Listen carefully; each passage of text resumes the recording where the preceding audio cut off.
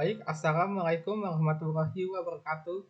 Perkenalkan, nama saya Muhammad Dafa Syaferi, NIM saya 13032110184. Saya dari kelas IT 4501. Di sini saya akan menjelaskan tentang sumber hukum Islam.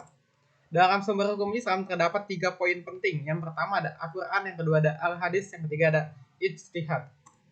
Pengertian sumber hukum Islam. Menurut Kamus Besar Bahasa Indonesia, sumber adalah sesuatu hal yang sangat berpotensi yang pada hakikatnya yang dimaksud dengan sumber adalah tempat kita dapat menemukan atau menggali hukumnya.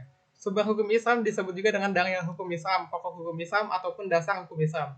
Dengan adanya hukum Islam, seluruh umat muslim akan memiliki maksud dan tujuan. Salah satu tujuannya yaitu untuk menyatukan perbedaan antar sesama atau merangkul semua masyarakat umat muslim. Oke, yang pertama akan menjelaskan tentang Al-Quran. Al-Quran adalah sumber hukum pertama dan utama. Al-Quran juga memuat kaidah-kaidah yang fundamental yang perlu dikaji, diteliti, dan dikembangkan lebih lanjut. Al-Quran berasal dari kata ikro, yang artinya membaca, berubah menjadi kata benda, yaitu Quran, yang berarti bacaan atau sesuatu hal yang harus dibaca, dipahami, diteliti. Dan selanjutnya ada isi kandungan Al-Quran. Karena peran Al-Quran sangat penting dalam kehidupan umat muslim dan memiliki sifat lengkap dan kompleks, adapun isi kandungan yang terdapat dalam Al-Quran. Yang pertama adalah akidah, yang kedua ada ibadah, yang ketiga ada muamalah, yang keempat ada sejarah, yang kelima ada akhlak, yang keenam ada ilmu pengetahuan. Fungsi peranan dalam Al-Quran. Yang pertama adalah al-huda, atau sebagai petunjuk.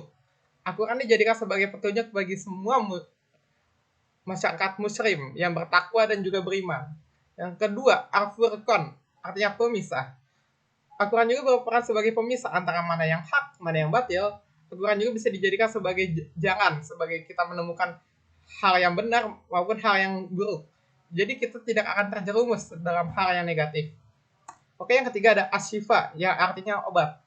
Al-Quran juga bisa dijadikan sebagai obat untuk penyakit hati, penyakit mental, penyakit yang ada di dalam tubuh kita. Al-Quran bisa menjadi obatnya. Yang keempat ada al-mauizah atau nasihat. Al-Quran juga berupa sebagai nasihat yang berisi tentang nasihat pengajaran, peringatan mengenai tentang kehidupan, pelajaran tentang mana yang baik, mana yang buruk. Yang penting kita harus beriman dan berada di jalan Allah Subhanahu wa Ta'ala. Oke, selanjutnya akan masuk al-hadis. Al-hadis yaitu segala sesuatu yang berlandaskan pada Rasulullah SAW, baik berupa perkataan maupun perilaku. Hadis terkandung dalam aturan-aturan yang merinci segala aturan yang masih global dalam Al-Quran. Kata hadis mengalami perluasan makna sehingga disamakan dengan kata sunnah. Maka dapat diartikan yaitu segala perkataan, perbuatan, ketetapan maupun persetujuan dari Rasulullah SAW yang dapat dijadikan sebagai ketetapan hukum yang terdapat dalam Islam. Oke, di sini ada unsur-unsur yang terdapat dalam hadis. Yang pertama ada rawi, yang kedua ada sanad, yang ketiga ada mukharif, yang keempat ada matan hadis. Yang pertama rawi. Rawi adalah informan yang menyampaikan hadis dari Nabi Muhammad SAW yang terdiri dari sahabat, tabi'in, tabi'ut, hingga selanjutnya. Yang kedua ada sanad. Sanad adalah sisiran kumpulan rawi dari orang pertama hingga orang terakhir yang sudah meriwayatkannya. Yang ketiga ada mukharif. Mukharif adalah rawi terakhir yang menuliskan riwayatnya dalam sebuah catatan atau sebuah karya pribadi. Yang keempat ada matan hadis. Secara etimologis berarti segala sesuatu yang berhubungan dengan keras, seperti bagian atasnya, pengunjaran, tanah yang keras atau tinggi, atau bisa disebut dengan kalimat tempat berakhirnya sanad. Fungsi hadis dalam Al-Quran. Fungsi hadis dalam Al-Quran yang pertama adalah bayan at-taqrir atau memperjelas isi Al-Quran. Fungsi hadis ini berperan untuk memperkuat isi yang terdapat dalam Al-Quran. Yang kedua, bayan at-tafsir atau menafsirkan isi Al-Quran.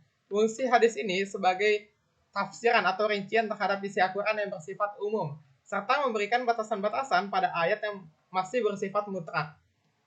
Oke, yang ketiga ada bayan at-tashri atau memberikan kepastian hukum Islam yang tidak ada dalam Al-Quran. Fungsi hadis ini merupakan sebagai kepastian hukum atau ajaran-ajaran Islam yang tidak dijelaskan atau tidak terdapat dalam Al-Quran.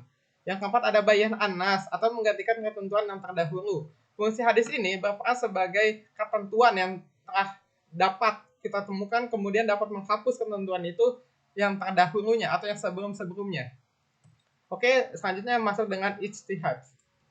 Ijtihad berarti pencurahan kemampuan untuk mendapatkan sesuatu hal yang menggunakan akal sekuat mungkin untuk menemukan sesuatu keputusan hukum tertentu yang tidak yang ditetapkan dalam Al-Quran dan Sunnah.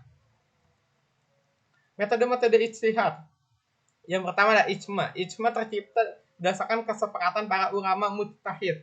Kesepakatan dari ulama itu dapat dipertahankan atau dipertanggungjawabkan di masa tabi'in dan tabi'ut.